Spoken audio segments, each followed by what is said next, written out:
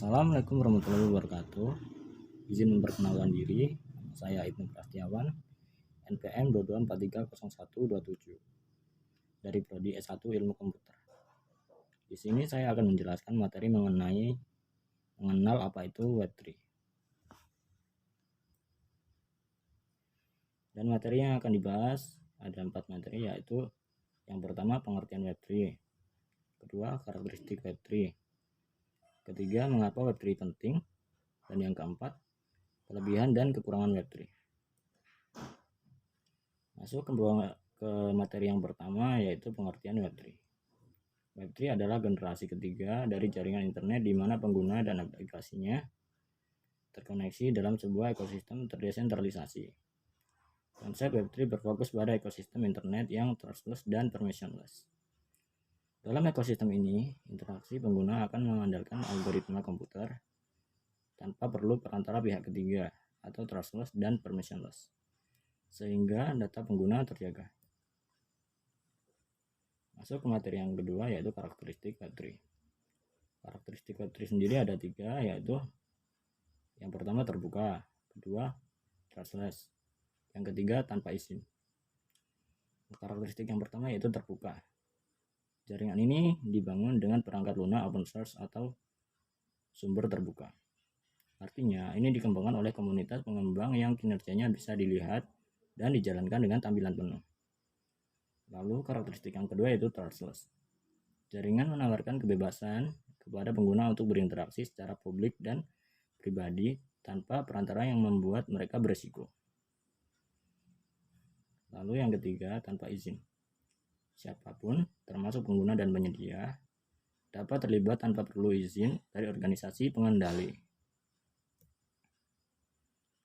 Masuk ke materi yang ketiga, yaitu mengapa Web3 penting. Ada 2 hal yang menjadi alasan mengapa Web3 itu penting, yaitu yang pertama kepemilikan dan yang kedua kontrol terhadap data pribadi. Alasan yang pertama yaitu kepemilikan. Ekosistem Web3 memastikan semua orang berpartisipasi memiliki kepemilikan terhadap berbagai aset yang dimiliki. Semua aset, data, dan karya yang dimiliki dalam platform Web3 dikontrol penuh oleh penciptanya.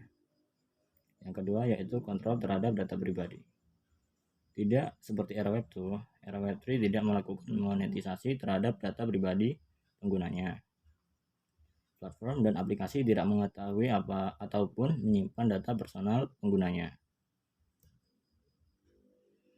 Dan masuk ke materi yang terakhir, yaitu kelebihan dan kekurangan Web3. Kelebihan Web3 yaitu dari segi keamanan, transparansi, dan anonimitas.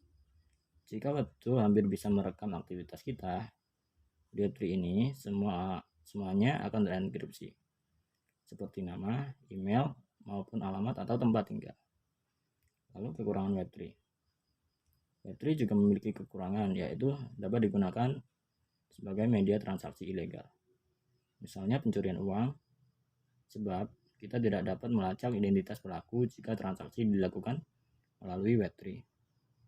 Kita hanya bisa melacak transaksi secara khas tanpa mengetahui siapa pelaku di balik transaksi tersebut. Baik, selesai sudah penjelasan saya tentang materi mengenal apa itu Web3. Apabila ada salah kata, saya mohon maaf. Kepada Allah, saya mohon ampun. Saya akhiri. Wassalamualaikum warahmatullahi wabarakatuh.